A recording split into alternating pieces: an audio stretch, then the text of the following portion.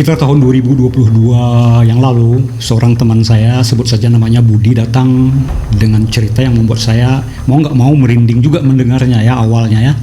Dia tinggal di sebuah komplek perumahan di Tanjung Piayu, Batam. Batam itu kota industri ya. Kawasan itu tidak berbeda dengan perumahan lain pada umumnya.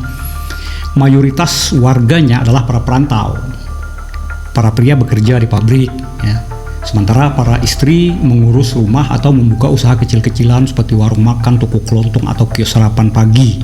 Pokoknya biasalah khas warga perumahan di kota-kota. Budi sendiri membuka kedai kecil bersama istrinya. Dagangan mereka itu terbilang laris lah ya guys. Tapi suatu hari istrinya mulai menyadari sebuah keanehan. Uang hasil jualannya itu loh berkurang, uang disimpan di dalam laci. Lacinya juga terkunci rapat, kan aneh. Awalnya kan uang itu hanya sedikit ya, tapi makin lama makin sering hilangnya. Awalnya sedikit aja hilang, dan bukan hanya mereka rupanya ya. Satu persatu warga yang berdagang juga mulai terungkap mengeluh. Uang mereka juga hilang. Dan anehnya yang hilang itu hanya uang kertas. Sementara uang koinnya itu selalu utuh di dalam laci yang terkunci. Pintu rumah juga semuanya terkunci pokoknya. Tidak ada jejak pembobolan.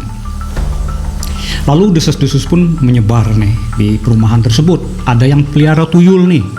Kecurigaan mengarah pada seorang nyonya pemilik toko kelontong keturunan di komplek itu. Soalnya entah kebetulan atau tidak, setiap kali dia lewat ada saja yang mengaku kehilangan uang.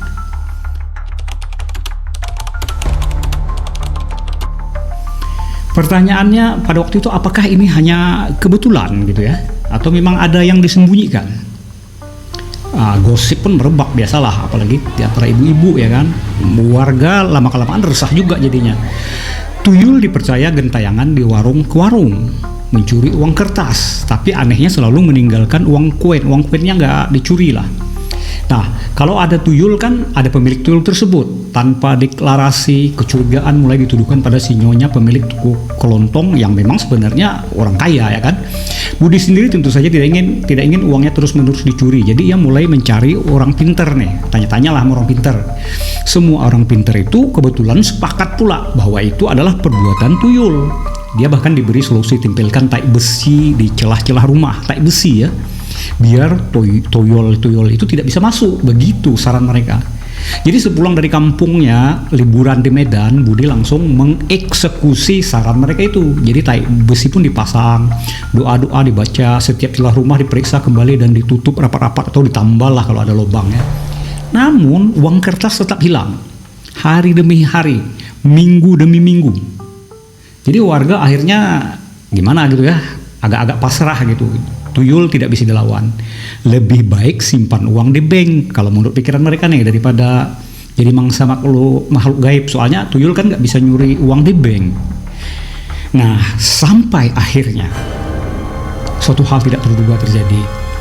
Hari itu Budi bermaksud hendak mengganti meja lama warungnya yang ada laci tempat dia menyimpan uang yang sering hilang itu.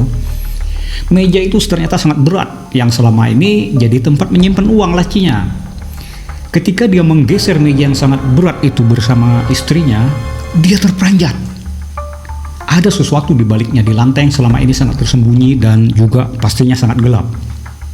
Yakni bayi-bayi tikus merah berbaring dengan nyaman di atas tumpukan uang kertas. Sebagian uangnya masih utuh, sebagian lagi ya bolong-bolong lah, seperti digigit-gigit gitu. Atau ada juga yang agak-agak lapuk, kena basah, entah kencing tikus atau apa gitu ya, berlubang seperti bekas dikencingi atau digorogoti.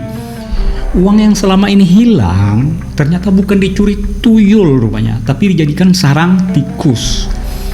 Tikus itu sih tidak mencuri, mereka hanya butuh tempat hangat dan mereka tak peduli duit ya kan. Dan duit kertas itu lebih lembut daripada subikan kartus misalnya.